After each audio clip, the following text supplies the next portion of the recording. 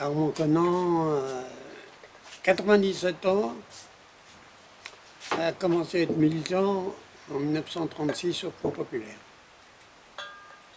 Et 80 ans après, on me penche sur mon passé politique et je m'aperçois que tous les grands acquis du monde du travail ont été réalisés quand la gauche a pu s'unir.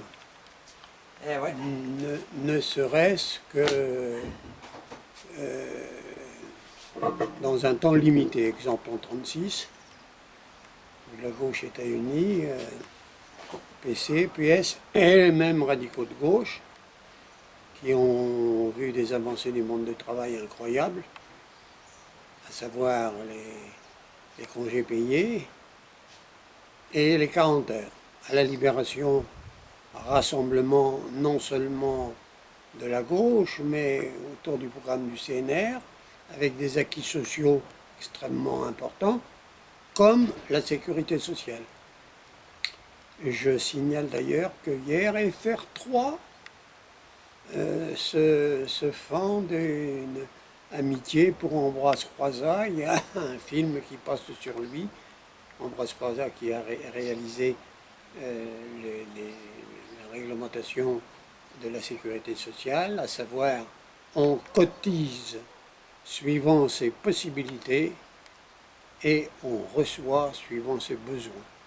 Inutile de dire qu'à la Libération, ces propositions d'un ministre communiste ont fait le tour du monde en disant « Ah, la France, oui, elle va dans le mur parce que qui pourra financer, etc. » Finalement, 70 ans après, la sécurité sociale est toujours là, bien qu'elle soit attaquée de toutes parts. Et puis, il y a eu à nouveau le rassemblement de la gauche avec Mitterrand, qui n'a pas duré longtemps, bien sûr, mais qui a permis quand même au début d'avoir les 35 heures.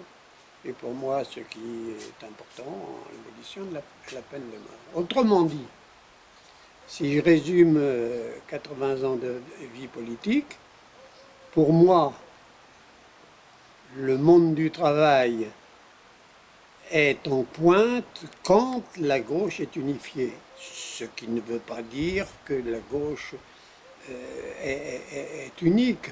Non, la gauche est très diversifiée, chacun garde son identité, mais à un moment donné, et notamment suite aux lois électorales qui font que au deuxième tour maintenant de la présidentielle, il n'y a que les deux premiers candidats qui peuvent se présenter, ça nécessite de notre part, de la part de la gauche, qu'il y ait un rassemblement, si on veut que le monde du travail connaisse des avancées.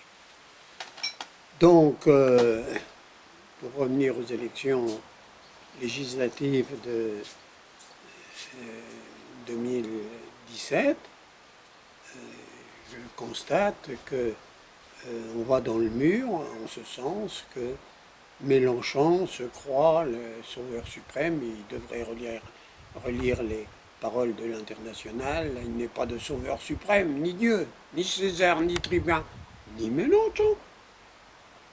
Au passage, je note d'ailleurs qu'on ne chante plus l'Internationale dans les meetings de Macron, et il n'y a même plus le drapeau rouge. Bon, ceci, pour plaisanter un petit peu.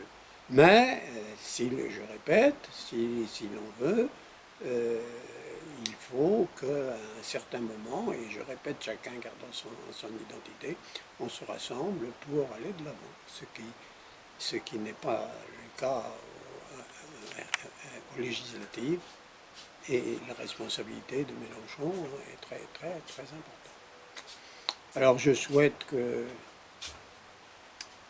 durant ces législatives, le PCF a raison, bien entendu, de présenter une liste et que les gens, ma foi, se rendent compte. Je sais que la période est difficile, mais le PCF a connu d'autres périodes difficiles depuis des dizaines et des dizaines d'années.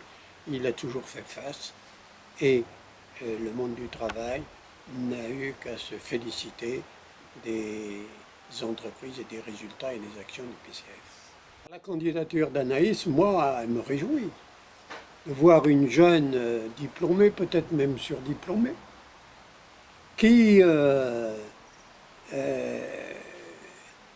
avec tout son savoir, se penche un petit peu sur la vie politique, sur le fond de la vie politique, sur les principes. Et avec tout son savoir, je répète, elle considère que la voie choisie par le Parti communiste est la seule qui soit la bonne. Moi, je suis très, très content.